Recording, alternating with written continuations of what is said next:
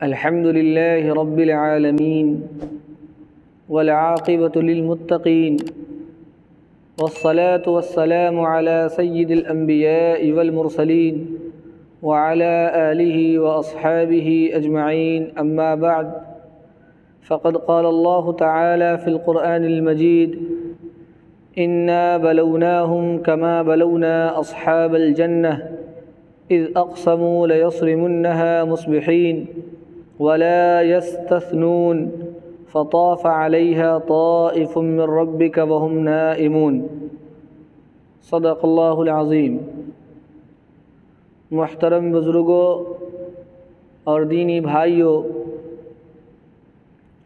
آج اگر ہم اپنے معاشرے کا جائزہ لیں تو یہ اندازہ ہوگا کہ ہر شخص پریشان ہے۔ پریشانیوں کی نوعیتیں الگ ہیں۔ کوئی بیماری کی وجہ سے پریشان ہے، تو کوئی تجارت کی وجہ سے، تو کوئی گھر میں بے برکتی کی وجہ سے، تو کوئی اور کسی وجہ سے پریشان ہے، لیکن تقریباً ہر شخص پریشان ہے، بے چین ہے۔ ایسے حالات میں ہمیں کیا کرنا چاہیے؟ اس کے لیے سب سے پہلے ہمیں یہ سوچنا ہے کہ آخر یہ پریشانیاں کیوں ہیں، اور جب یہ معلوم ہو جائے تو پھر اس پریشانی کا علاج ممکن ہے۔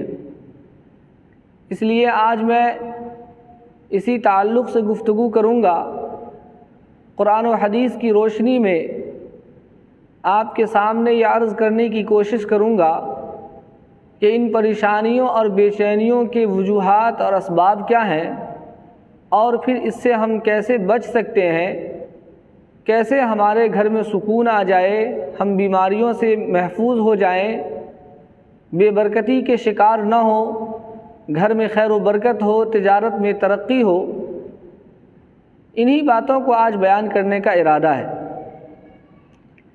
اس کے لیے میں نے ابھی خطبے کے اندر 29ویں پارے کی سورہ قلم کی چند آیتیں تلاوت کی ہیں۔ ان آیتوں میں اور اس سے آگے چند آیتوں میں اللہ تعالیٰ نے ایک واقعہ بیان فرمایا ہے۔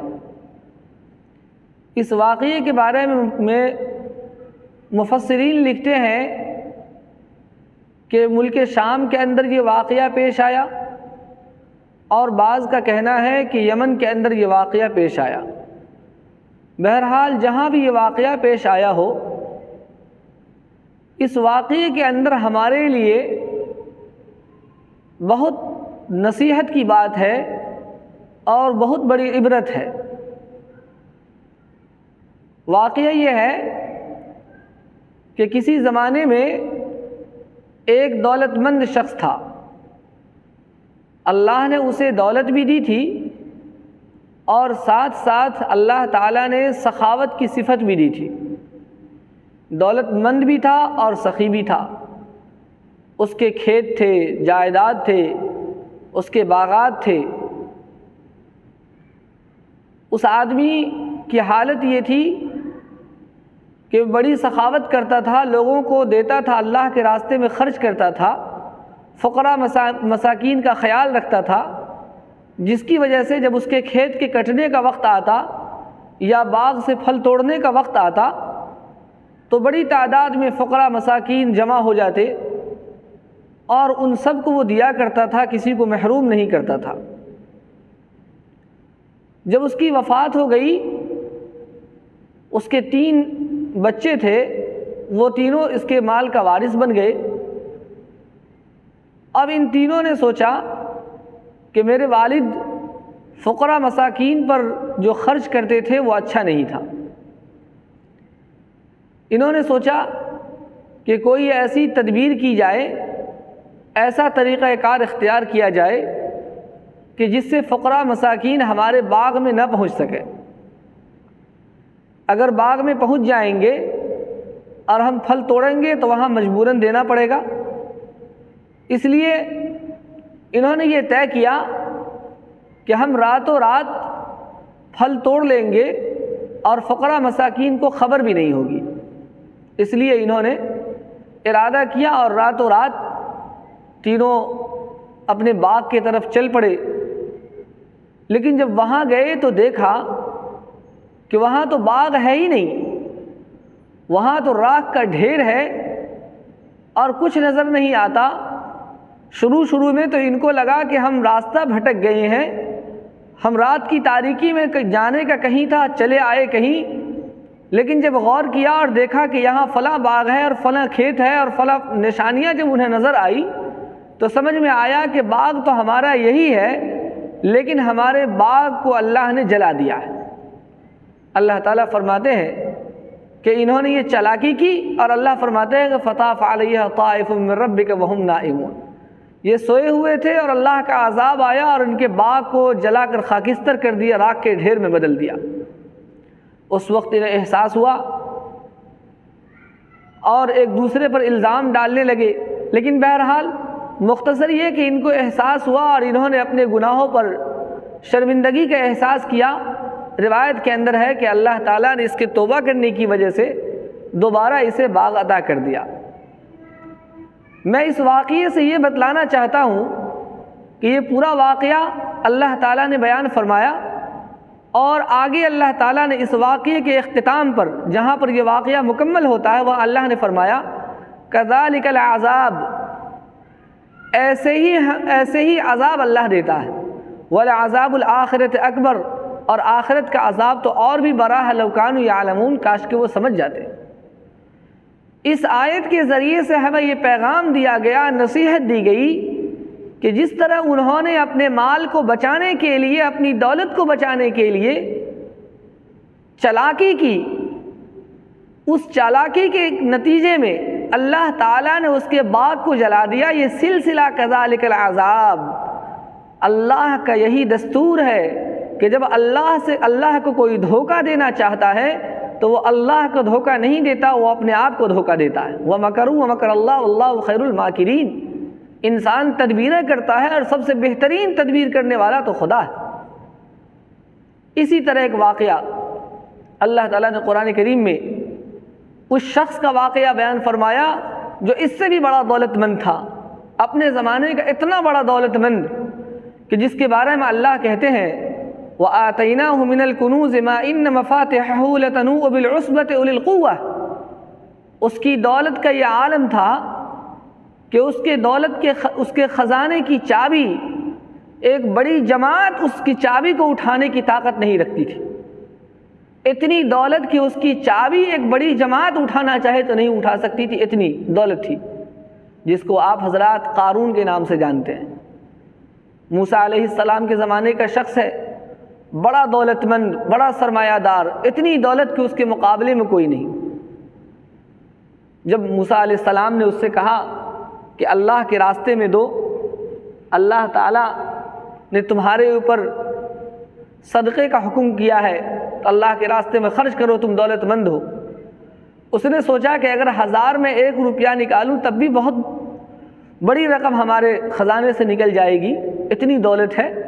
قارون نے بھی چالاکی کی اور اس نے موسیٰ علیہ السلام سے کہا کہ آپ دربار میں تشریف لائیں، لوگ آپ کی نصیحت کے منتظر ہیں۔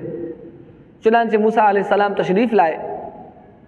اس نے یہ پلاننگ کر رکھی تھی، خاتون سے اس نے کہہ رکھا تھا کہ جب موسیٰ علیہ السلام آئیں گے اور میں کہوں گا، ان پر الزام لگاؤں گا تو تم اس بات کا اقرار کر لینا کہ ہاں ہمارے ساتھ انہوں نے بدکاری کی ہے۔ اس کو بڑی رقم اس نے دی تھی، خاتون نے حامی بھر لی۔ جب موسیٰ علیہ السلام تشریف لائے تو قارون نے نصیحت کرنے کے لیے کہا، موسیٰ علیہ السلام نے دین کی باتیں بیان کی، اللہ کی طرف سے ثواب اور اللہ کی طرف سے وعید، اور پھر گناہوں کا تذکرہ اور گناہوں پر جو سزائیں تھیں اس کو بیان کیا۔ قارون نے کہا کہ کیا ان گناہوں پر یہ سزائیں ہر شخص پر جاری ہو جائیں گی یا آپ اس سے مستثنی ہیں؟ موسیٰ علیہ السلام نے کہا کہ نہیں، یہ سزائیں سب کے لیے اللہ کا حکم ہے، اگر ہم بھی یہ گناہ کریں تو ہم بھی اس سزا کے مستحق ہیں۔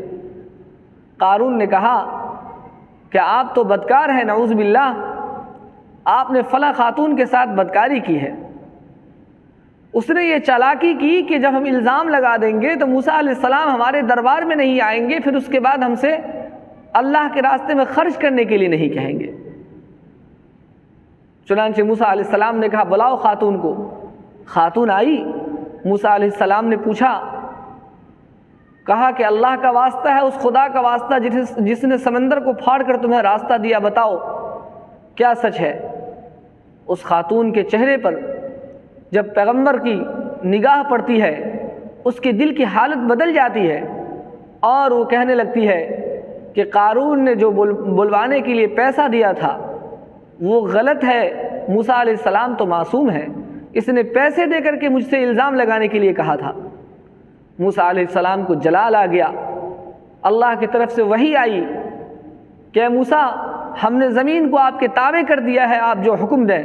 موسیٰ علیہ السلام نے قارون کو کہا کہ زمین میں دھس جاؤ، اور قارون کی دولت کو بھی کہا دھس جاؤ۔ قارون اپنی دولت سمیت زمین کے اندر دھس گیا۔ روایت کے اندر آتا ہے، حضرت قتادہ رضی اللہ تعالیٰ عنہ فرماتے ہیں کہ یہ قیامت تک زمین میں دھستا رہے گا۔ میرے محترم بھائیوں، ان واقعات سے میں آپ کو یہ بتلانا چاہتا ہوں کہ جب اللہ کے راستے میں مال نہ دینے کے لیے انسان تدبیریں اختیار کرتا ہے، بلکہ صحیح لفظوں میں چالاکیاں کرتا ہے، تو اللہ تعالیٰ اس انسان کو بھی تباہ کرتا ہے اور اس کے مال و جائیداد کو بھی تباہ کر دیتا ہے۔ آپ نے ان دونوں واقعات کو دیکھا کہ باغ والے نے بھی چالاکی کی، اللہ نے اس کے باغ کو خاکستر کر دیا۔ قارون نے بھی چالاکی کی، قارون کی دولت کو بھی اللہ نے زمین کے اندر دھسا دیا، قارون کو بھی دھسا دیا۔ تو یہ اللہ کی سزا ہے، کذالک العذاب، اللہ ایسے ہی عذاب دیا کرتا ہے۔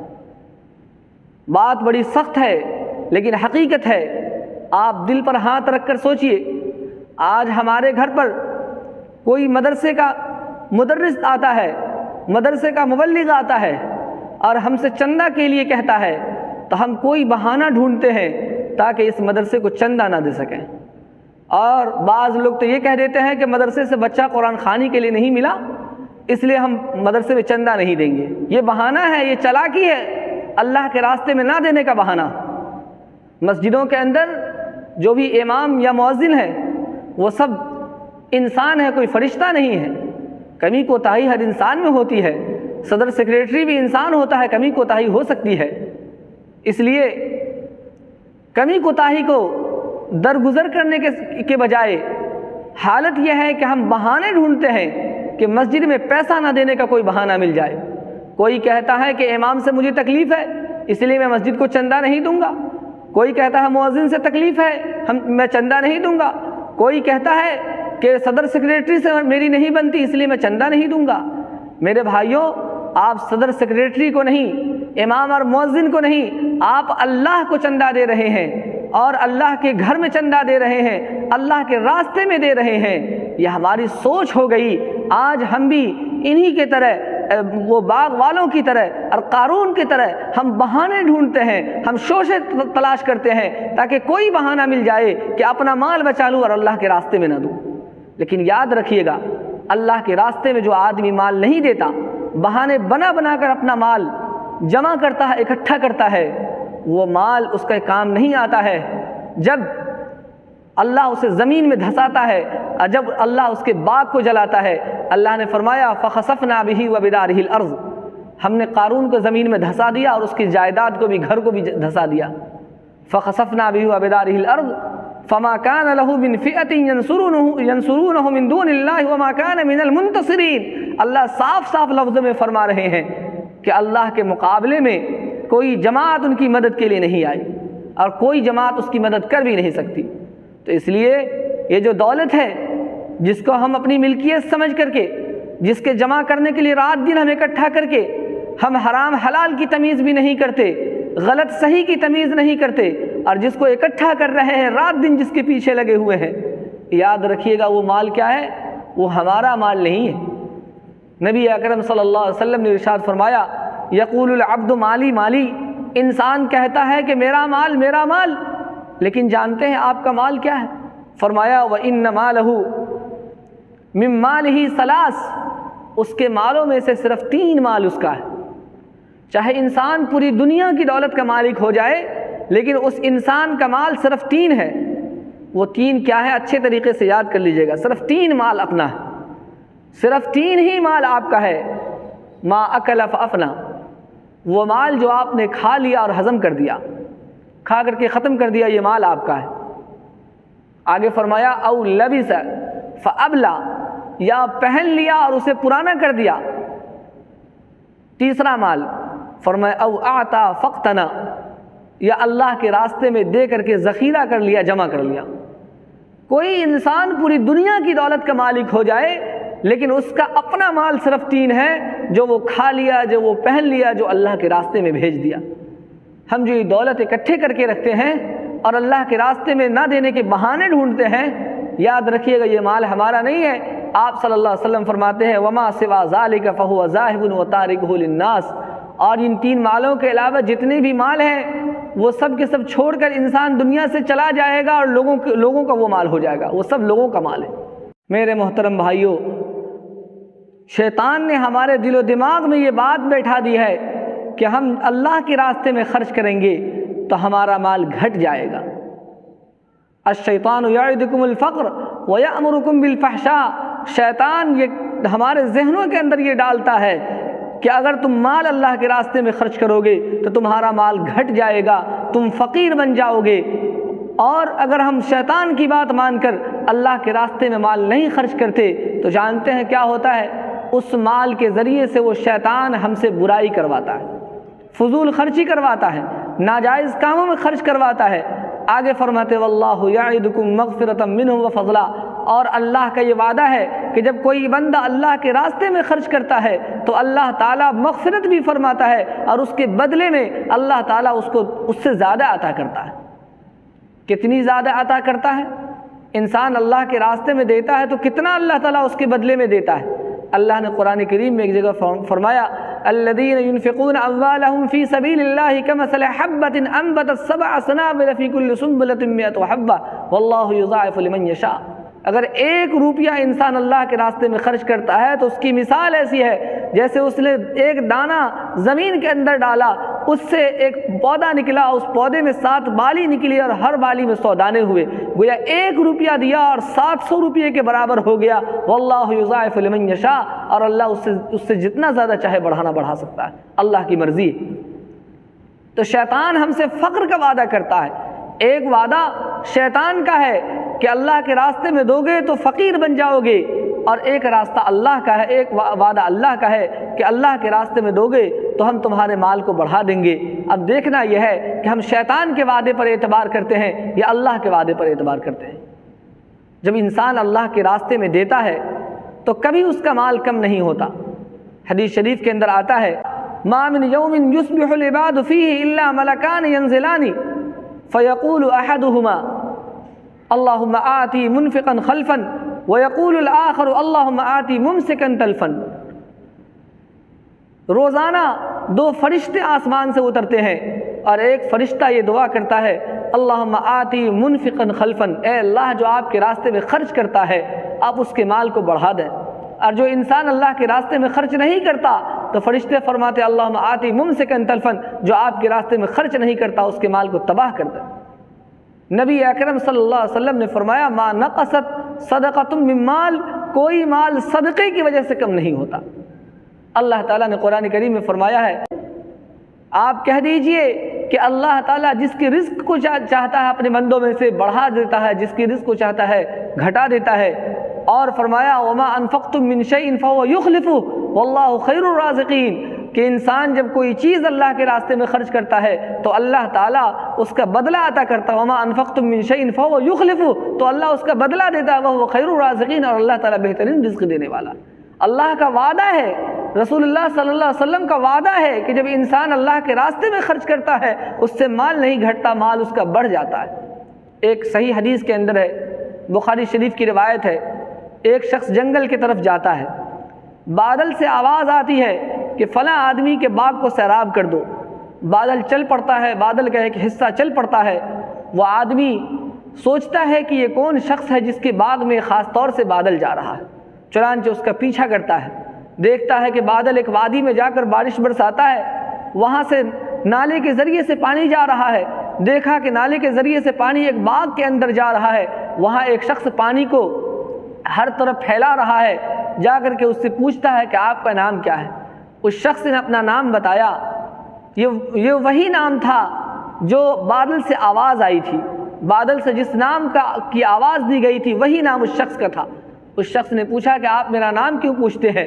کہا کہ بادل سے ایک آواز آئی تھی کہ فلاں شخص کے باغ میں جا کر پانی برساؤ، میں نے سوچا کہ پتہ نہیں آپ ہیں یا کون ہے، تو آپ نے جب نام بتایا تو سمجھ میں آیا کہ یہ تو آپ ہی ہیں، آپ ہی کا نام لیا گیا تھا، آپ آخر ایسا کون سا عمل کرتے ہیں؟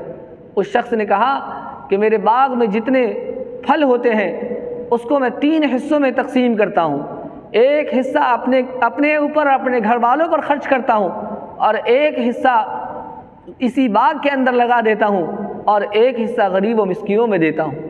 اس نے کہا کہ اسی وجہ سے آپ کے ساتھ اللہ کی اتنی مہربانیاں۔ میرے بھائیوں، اللہ کے راستے میں دینے سے مال کبھی گھٹتا نہیں ہے۔ اللہ کا وعدہ ہے کہ جب کوئی بندہ ہمارے راستے میں دے گا تو ہم اس کے مال کو بڑھا دیں گے۔ اللہ کے وعدے پر ہمیں یقین نہیں ہے۔ آج اگر کوئی بینک کا آدمی آ کر کہہ دے کہ ہفتے میں 100 روپیہ آپ دیجیے گا، 10% ہم آپ کو دیں گے، تو ہمیں اس کے وعدے پر یقین ہو جائے گا اور ہر شخص چاہے گا کہ ہم اس طرح کا اکاؤنٹ کھلوا لیں۔ لیکن اللہ کا وعدہ ہے کہ 1 کے بدلے میں 700 دیں گے اور اس سے بھی بڑھ کر دیں گے، لیکن ہمیں اس کا احساس نہیں ہوتا۔ ہم اللہ کے راستے میں دیتے وقت ہمیشہ جھجکتے ہیں، ہمیشہ یہی سوچتے ہیں کہ ہمارا پیسہ کم ہو جائے گا، ہم فقیر ہو جائیں گے۔ میرے بھائیوں، شیطان کا وعدہ ہے کہ اللہ کے راستے میں دینے سے انسان کا پیسہ کم ہوتا ہے۔ خدا کے واسطے شیطان کے وعدے کو چھوڑیے، رحمان کے وعدے کو پکڑیے۔ اللہ کا وعدہ ہے کہ جو میرے راستے میں دے گا ہم اس کے مال کو بڑھائیں گے۔ اس لیے ہماری سوچ یہ ہونی چاہیے، اور جب ہم اللہ کے راستے میں دیں گے تو اس دینے کی وجہ سے ہمارے مال میں بے تحاشا اللہ برکت عطا فرماتا ہے۔ میں نے کہا کہ آج ہم اپنے گھر کے اندر پریشان ہیں، ہم پریشانیوں سے دوچار ہیں، مصیبتیں آ رہی ہیں، ہمارے مال جائیداد میں مصیبتیں آ رہی ہیں، ہمارے گھر میں بے برکتی ہو گئی ہے، تجارت صحیح سے نہیں چل رہی، گھر میں بیماریاں ہیں، پریشانیاں ہیں۔ ان سب کی وجہ کیا ہے؟ ان سب کی وجہ ہے اللہ کی نافرمانی۔ اور جانتے ہیں اس کا علاج کیا ہے؟ نبی اکرم صلی اللہ علیہ وسلم نے ایک موقع پر فرمایا، بادروا بالصدقہ فإن البلاء لا يتخطاها۔ اے لوگو، صدقہ دینے میں جلدی کرو، اس لیے کہ کوئی مصیبت، کوئی پریشانی صدقہ سے آگے نہیں بڑھ سکتی۔ آپ اگر چاہتے ہیں کہ ہمارے گھر کی پریشانیاں دور ہو جائیں تو آپ کو اللہ کے راستے میں صدقہ کرنا چاہیے، اللہ کے راستے میں دینا چاہیے، اس سے آپ کی گھر کی پریشانیاں دور ہوں گی۔ یہی نہیں، آپ چاہتے ہیں کہ ہمارا بیمار آدمی، ہمارے گھر کا کوئی بیمار ہے، اسے شفا ہو جائے، تو اللہ کے نبی صلی اللہ علیہ وسلم نے فرمایا، حسنوا اموالکم بالزکوٰۃ، زکوٰۃ کے ذریعے سے اپنے مال کی حفاظت کرو، اور فرمایا وداووا امراضکم بالصدقہ، اور اپنے مریضوں کا علاج صدقے کے ذریعے سے کرو۔ فرمایا صدقے کے ذریعے سے مریضوں کا علاج کرو۔ یہ میں نہیں کہتا کہ آپ علاج نہ کرائیں، علاج ضرور کرائیں، وہ بھی ایک تدبیر ہے، لیکن علاج کے ساتھ ساتھ صدقہ بھی دیں۔ آج اگر ڈاکٹر ہم سے کہہ دیتا ہے کہ روزانہ آپ کو یہ دوا کھانی ہے 5 سالوں تک، تو ہم ایک بار بھی نہیں کہیں گے کہ 5 سال ہم نہیں کھائیں گے، اس لیے کہ ڈاکٹر نے کہا کہ اس میں شفا ہے، آپ کو کھانی پڑے گی، آپ کی صحت کے لیے مفید ہے، تو ہم اسے پوری زندگی استعمال کرنے کے لیے تیار ہو جاتے ہیں۔ لیکن اللہ کے نبی صلی اللہ علیہ وسلم کا بھی وعدہ ہے کہ اے لوگوں، تم صدقہ دو تو بیماری سے محفوظ رہو گے۔ اس وعدے پر ہمارا کتنا یقین ہے، ہم اس پر کتنا عمل کرتے ہیں؟ اگر ہمارے گھر میں خدا نخواستہ کوئی بیمار ہو جائے تو ایک مسلمان کا یہ طریقہ ہونا چاہیے کہ جہاں وہ علاج کرانے کے لیے ڈاکٹر کے پاس جائے، وہیں کچھ نہ کچھ صدقہ بھی اللہ کے راستے میں کرے۔ انشاءاللہ اگر اس کو آپ اپنا لیں گے، بیماروں کا علاج بھی ہو جائے گا، گھر سے مصیبتیں بھی ختم ہو جائیں گی، تجارت کے اندر بھی برکت آ جائے گی۔ اللہ کا وعدہ ہے جب بندہ دیتا ہے تو اللہ اسے بڑھاتا ہے۔ کس طرح سے اللہ بڑھاتا ہے؟ اللہ غیب سے اس کی مدد کرتا ہے، غیب سے اس کے گھر کے اندر برکت عطا فرماتا ہے۔ اس لیے میرے بھائیوں، میرے محترم بزرگوں، آپ حضرات سے اس عنوان سے میں نے اس لیے گفتگو کی کہ مسجد کے اندر جو جمعہ کی وصولی ہوتی ہے، اس وصولی میں اگر ہم چاہیں تو آسانی کے ساتھ ہر ہفتے 10-20 روپیہ دے سکتے ہیں۔ ہم دینے کے لیے 10-20 روپیہ دیں گے، لیکن مسجد کا بہت بڑا فائدہ ہو جائے گا۔ ابھی مسجد کے اندر سیڑھی کی تعمیر ہونی ہے، اس سلسلے میں بھی اگر آپ کے پاس جایا جائے کہ 1000-2000 دیں تو آپ کے لیے ایک مشت 1000-2000 دینا ذرا مشکل ہو سکتا ہے، لیکن آج ہی سے اگر آپ کوشش کر لیں کہ ہر ہفتے ہم 10-20 روپیہ اپنے جان مال کے صدقہ کے طور پر ہم مسجد میں دے دیں گے، گھر میں برکت کے طور پر، تجارت میں برکت کے طور پر ہم اس نیت سے مسجد میں ہر ہفتے ہر جمعے 10-20 اگر دیتے رہیں تو انشاءاللہ 1 سال ہوتے ہوتے چندے کی ضرورت نہیں پڑے گی، انشاءاللہ اس پہ اتنی بڑی رقم ہو جائے گی کہ آسانی کے ساتھ مسجد کے کام ہو سکتے ہیں۔ میرے بھائیوں، مسجد کے اندر زکوٰۃ کی رقم نہیں لگتی،